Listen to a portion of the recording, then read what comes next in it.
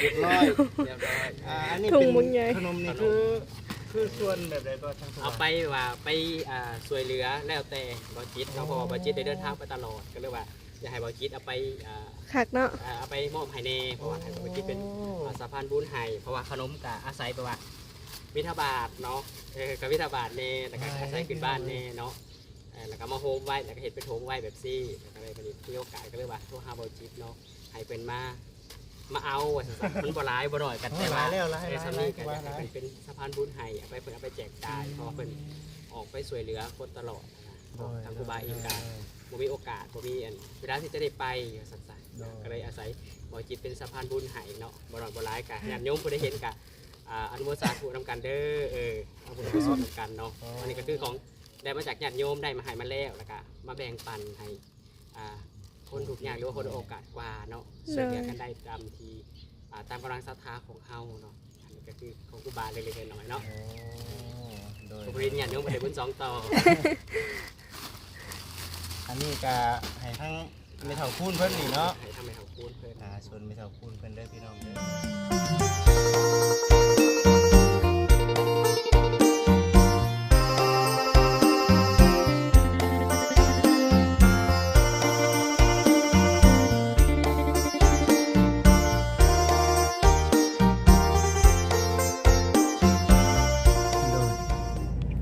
พี่น้อง FC ทุกท่านวัดสุนันทารามเนาะมื้อนี้เด้อพี่น้องเด้อบุญฮอดยอดถึงมื้อนี้ก็ได้เนาะบ่เคยมาจักเทื่อตาม GPS มาผู้เบิ่งก็เบิ่งบ่เป็นพี่น้องเนาะเยอะนะบ่เคยใส่เลยเนาะคักแน่ดิกว่าสิมาฮอดติบ่จะดิ่งกับโคกับทักทายสบายดี FC ทุกท่านหมู่เพื่อนเพิ่นสุคนมื้อนี้เนาะบ่จิตกับทางมีนาเนาะตั้งจิตตั้งใจมาวัดแห่งนี้อยู่ที่สวรรค์เขตพี่น้องเนาะพอดีว่าทางบ่จิตเองนี่เนาะมีทางครูบาเดือนเนาะเพิ่นให้กับทางบ่จิตนี่แหละมาเอาเครื่องของเด้อประชันบัจิตประชันเพราะว่าได้ยินข่าวว่าทั้งมีตู้คูณเนาะยายเก้า17 ปีเพิ่นสิได้ขึ้นเฮือนวันที่25และอยากให้กับทางบัจิตนี่เอาเครื่องเอาของอยู่ในวัดนี้แหละเอาไปมอบให้เด้อประชันก็บ่ดวงบ่ลายได้ประชันนะเพิ่นบอกบัจิตแบบนี้สำหรับทางบัจิตนี่โอ้ยหน่อยหลายบ่ว่ากันเมตู้คูณเนาะได้รับความช่วยเหลือนี่คือทางเท้าเองนี่จะดีใจพี่น้องเลยเนาะเดี๋ยวสิเอารถเข้าไปในวัดเนาะแล้วก็สิเสร็จถามหาทางครูบาเพิ่นก่อนเนาะว่าสิเป็นจังได๋แม่นวัดนี่อยู่บ่เพราะว่าจากที่ได้คุยกันกับทางครูบาเดือนนี่ทางครูบาเพิ่นบอกว่าอยู่วัดสุนันทาเนาะมีอันเดียวนี้นะวะนะมีวัดเดียวนี้นะวะนะแต่ว่ามีผู้คนเลยล่ะได้ละเบิ่งก่อนเราต้องเบิ่งจังหวะมันนะโอ้สวยนะเคยมาจากเถื่อเนาะโอ้เคยเข้ามาจากเถื่อดิโอ้มีตำรวจโอ้เอาแบบว่ายันเพิ่นเลือกตั้งแมนเลือกตั้งได้เลยแมนยูอันนี้เขาจอดใช่แมนยูโอ้เขาจอดจัดเนาะสามีนาเนาะแมนบ่เป็นยังเขาก็ได้มาแล้วเขาก็อยู่ไปแบบนี้ก่อนเนาะอยู่ไปแบบนี้ก่อนพอดีแหละเดี๋ยวมาได้ก็พอได้ให้ทางมีนาเบิ่งก่อนถ่ายรูปกับแถวๆนี้ก่อนเนาะงามพอดีเนาะงามแท้บนนี้เนาะโอ้แบบว่าเพิ่นเลือกตั้งเลยพี่น้องเนาะเลือกตั้งเลยอยู่นี้นะก็อยู่วัดบ้านเฮาก็คือกันเพิ่นหากันแล้วพี่น้องเอ้ยแม่นอยู่วัดสะอาดเลยเนาะวัดเพิ่นสะอาดเนาะสามีนาปุ๊เป็นวัดอยู่ในสวรรค์เลยบ่เป็นหยังแต่ว่าคนอื่นก็เข้าห้องน้ำห้องในก่อนแล้วได้มาเลยขออนุญาตนำพี่น้องโอ้ตุ๊แม่ดิเนาะนี่ดิพี่น้องผมเคยมาเนาะ นี่ทางออกพี่ก็มีว่าจิต มีออกคุณก็ได้ว่าเดี๋ยวบจิตเอาไปสำรวจกันได้สักหน่อยเด้อ โดย โอเคผมมีพี่น้อง FC เข้ามาภายในวัดเนาะทางนี้ก็กำลังสั่งอยู่ก็มีพี่น้องเอ๋ยเนาะมานำกันกับ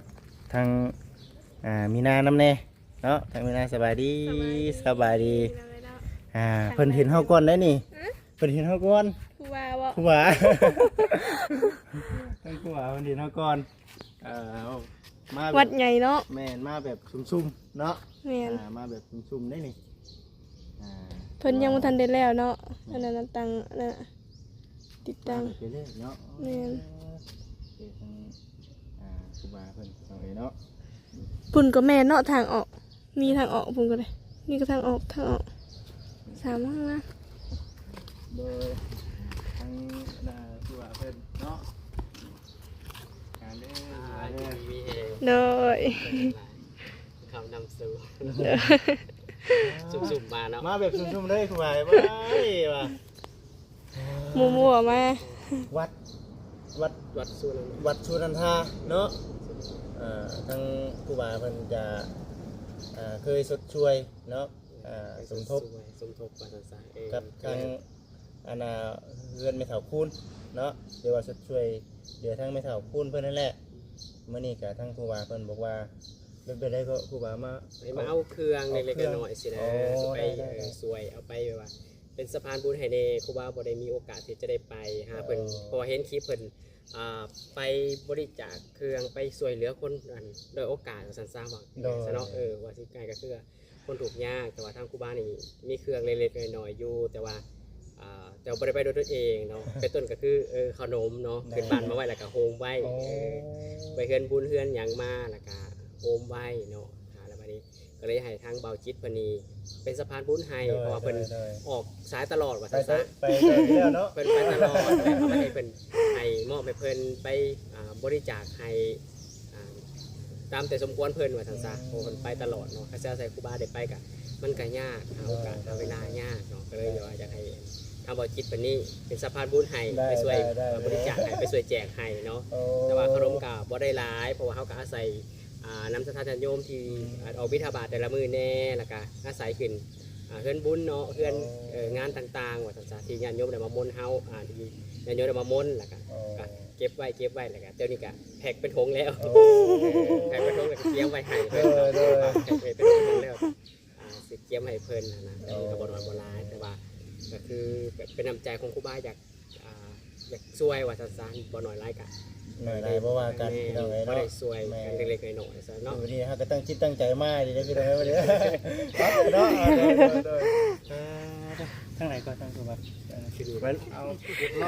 เรียบร้อยอันนี้เป็นขนมนี่คือส่วนแบบใดก็ทางตัว เอาไปว่าไปช่วยเหลือแล้วแต่บ่จิตเนาะเพราะว่าบ่จิตได้เดินทางไปตลอดก็เลยว่าอยากให้บ่จิตเอาไป คักเนาะ เอาไปมอบให้แน่เพราะว่าให้บ่จิตเป็น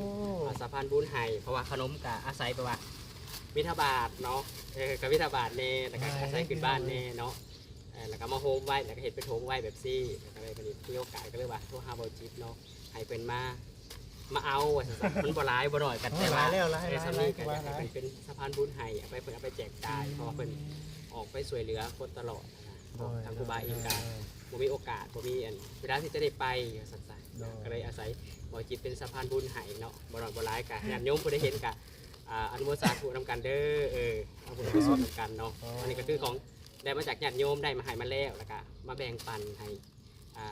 คนทุกอย่างหรือว่าคนโอกาสกว่าเนาะช่วยเหลือกันได้ตามที่ตามกำลังศรัทธาของเฮาเนาะอันนี้ก็คือของครูบาเล็กๆน้อยๆเนาะขอบคุณญาติโยมไปได้บุญสองต่อ อันนี้ก็ให้ทั้งไม่เท่าคูนเพิ่นนี่เนาะ ให้ทำให้เขาพูดเพิ่น ส่วนไม่เท่าคูนเพิ่นเด้อพี่น้องเด้อเนาะ จะให้เขาพูดจะให้เป็นผู้ใดแล้วแต่เพิ่นจะไปช่วยเหลือเนาะ ได้ มียารักษาโรคนำจำนวนหนึ่งเนาะ โดย ก็ให้ทั้งก็น้อยไป แล้วแต่เอาที่สบายใจเอาที่สะดวกสบายเนาะมาทันซะแล้วแต่ความเหมาะสมเครื่องที่มอบให้ไปก็ให้ไปจัดสรรตามความเหมาะสมเนาะมอบให้บ่จิตเป็นคนจัดการไปเลยเนาะ เนาะมีแต่ว่าสิเอาตัวนี้เนาะ ไปแจกย้ายแล้วก็เอานี่ไปให้กับทางแม่เฒ่าคูณแล้วก็บางส่วนเนาะที่ว่า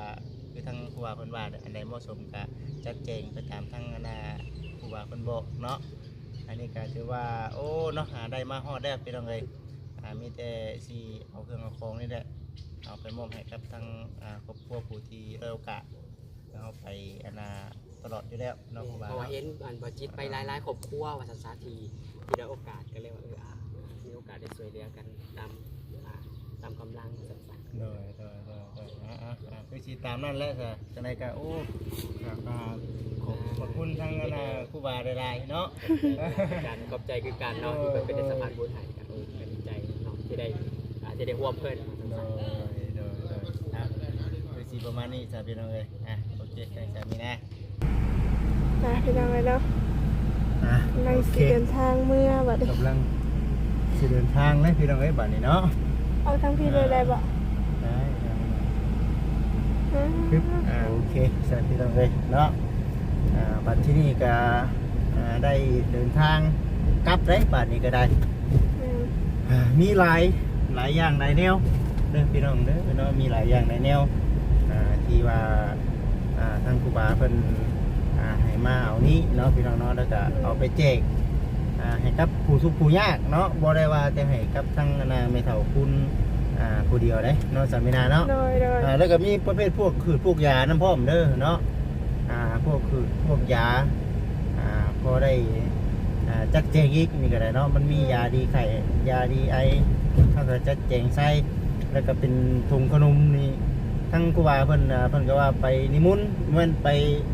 ตามงานเนาะแล้วก็ไปใส่บาตรบิณฑบาตคอยคิดก็อ้อมเพิ่นว่านะ ก็เลยโฮมมาใส่ถุงแหละมามอบให้กับบ่จิตนี่ไปแจกต่อพี่น้องเด้อเนาะ มาหอโรงเรียนนี้ป่ะจ๊ะ นี่โรงเรียนตัวนี้ โรงเรียน บ่ได้ไกลนะ โรงเรียนองค์ป่ะ เพิ่นว่าหยังก็ โรงเรียนองค์ป่ะ องค์มัง องค์มัง บ่แม่นกว นี่ ง ก็ ไหม หันคำมาไล่โอ้ยแสดงว่าเจ้ามาฮอดพี่ก็แวะพี่ก็ ที่ก็ ฮอ ได้ ดได้ เนาะ เนาะ โอ้ชื่อไว้ได้อ จื้อไว้ อันนี้คิวรถบ่ นี่คิวรถสวรรค์ นี่เด้ พี่เลยบัดนี้เนาะเอา เนาะ เคยมาดิ แก่ๆเนาะ แล้วก็มีเงินจำนวนหนึ่งเนาะมอบให้กับทาง ไปทางคุณ ไม่เท่าคูณพี่น้องเลยเนาะแล้วก็ทางบริจิตเพิ่นก็มอบให้โอ้ยขอบคุณทางครูบาเพิ่นหลายๆเพิ่นว่าโอ้ท่านนี่ก็ดีใจหลายๆเด้อสละโอกาสมาเพราะฉะนั้นโอ้เฮาก็ตั้งใจอยู่มื้อนี้ก็ได้ ตั้งใจมากพี่น้อง ตั้ง เนาะ ใจมาคือว่าเนี่ยทางครูบาเพิ่นก็ตั้งบอกบ่จิตอยู่ว่ามีโอกาสมาเอาเครื่องเอาของเลยเด้อว่าซั่นเพิ่นสิได้ไปแจกต่อว่าซั่นนะพี่น้องเนาะเอาจังได๋ จริงๆก็ใกล้ๆนึงเนาะ ใกล้ๆนึงโอ้ยเฮาโค้งไปทางไหนคือไกลแท้เนาะ ผู้เขามาเส้นทาง ไปพุ่นเนาะเส้นทางตัวนั้น เพราะว่าไปตามมันนั่นเด้ ชีวิต ชีวิต นี่แต่รอเบิ่งพี่น้องเนาะก็ เลย ทั้งครูบาเพิ่นก็เคยสุดช่วยเป็นเงินเนาะพี่น้องเนาะให้กับทางแม่เฒ่าคูณเพิ่นนะพี่น้องเอ้ยเนาะสมทบเรื่องการเฮ็ดเรือนเฮ็ดชาตินั่นแหละแล้วก็เครื่องนั้นเครื่องนี้นำแน่บัดนี้น่ะเรือนชาติตั้นแล้วบ่จิตบอกทางครูบาเพิ่นว่าสิแล้วเด้อเนาะสิได้ขึ้นเรือนเพิ่นมื้อนั้นมื้อนี้ทางครูบาเพิ่นก็เลยบอกให้บ่จิตนี่มาเอาเครื่องพี่น้องเลยเนาะเครื่องน้ำเนเอารอเบิ่งรอชมไปน้ำกันพี่น้องเนาะแล้วก็ตัวจิตเองก็ได้รับเวียกเลยเนาะทางครูบาเพิ่นมอบเวียกให้ไปแจกเครื่องแจกของให้ ทุกอย่างเนาะ แม่เป็นสะพานบุญให้กับทางครูบาเพิ่นนำเลยหั่นนะพี่น้องเอ้ยไปซะเนาะเบิ่งไปน้ำกัน เลย ก็ขอขอบคุณทางครูบาหลายๆเด้อครูบาเด้อเนาะมีโอกาสบุญวาสนาได้เขามาเพิ่นนะตอนนี้เขาก็คอยขับเมื่อบัดนี้ก็ได้สิไปต่อก็บ่ได้เลยพี่น้องเนาะมันคำเนาะ คำแล้วมันคำแล้ว เพราะว่ามื้อเช้านี่ออกไปหน้าเลย อืมปึ๊บอยู่ได้ต้นสตรอเบอรี่ด้วยเนาะ มีบ่ มีอยู่ กายแล้วใช่ไหมนะ เด้อนี่ตัวนี้ โอ้ยเนาะมีบ่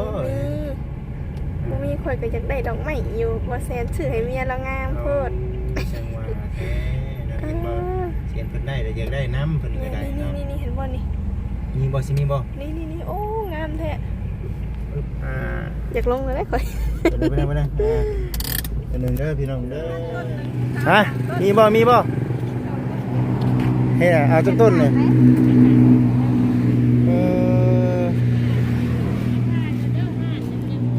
บ่โปรโมทเลยติโอ้ มีกระจายมันจะว่า ผมมีเงินให้จะได้บ่นี่ดอกไม้งามพี่น้องเลยเนาะเบิ่งสิเข้าไปเบิ่งก่อนแม่ค้าก็งามบ่ว่าแต่ดอกไม้ไดเนาะงามแท้นี่อันนี้ต้นเท่าไหร่นี่อ่ะโอ้ยงามอันนี้พี่น้องเลยต้นเบญจมาศโอ้ยมีแต่ต้นไม้งามๆแท้นี่เนาะ อันนี้ต้นเท่าไหร่ก่อนอันนั้นบ่ลูก15,000 15,000 ย่องงามเลยว่าราคาย่องงาม โอ้ย งามแล้วรุ่นหายย่องอีนี่จะ เออ ปกติมันขายเช้าบ่รู้จัง อันนี้ได้ ย่องงามทีเดียวเลย ข้าวย่องชาย่องอีกงามทั้งสองเลยนี่ล่ะ เออเอาจังงั้นเอาเป็นคู่ที่ล่ะเออ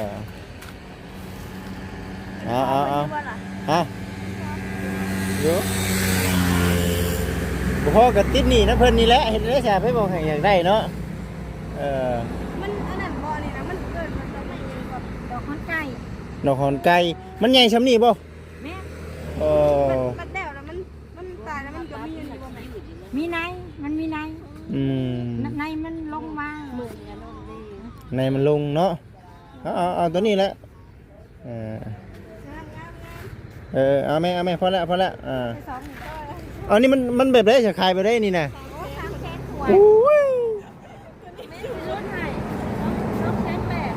โอ้เอาการนาใช่ฉันงามเนาะบ่มาเกี้ยงบ่เป็นหมากใช่กินได้บ่กินได้บ่นี่กะไปกินเลยว่าจิเจ้าก็ใส่ชิมเนี่ยนะไปซิมไปซิมต้นเท่าไรนี่นะโอ้เนาะเป็นหมากบ่ได้ว่าต้นน้อยน้ำ250,000โอ้ต้นหมากเกี้ยงน้ำโซกมะเกี้ยงน้ำโซกแน่ที่ก็ได้พี่น้องเลยเนาะงามซ้ำ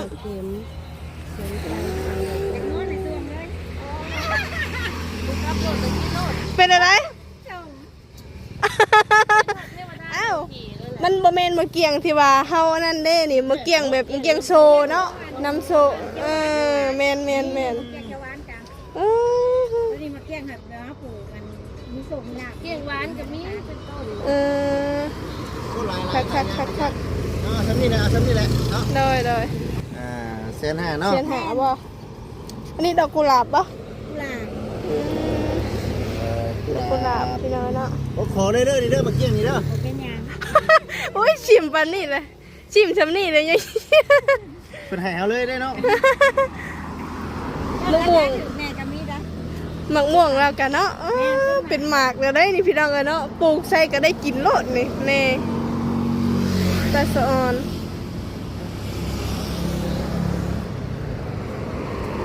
ใช่นะได้2 แนวเลยเด้หวัน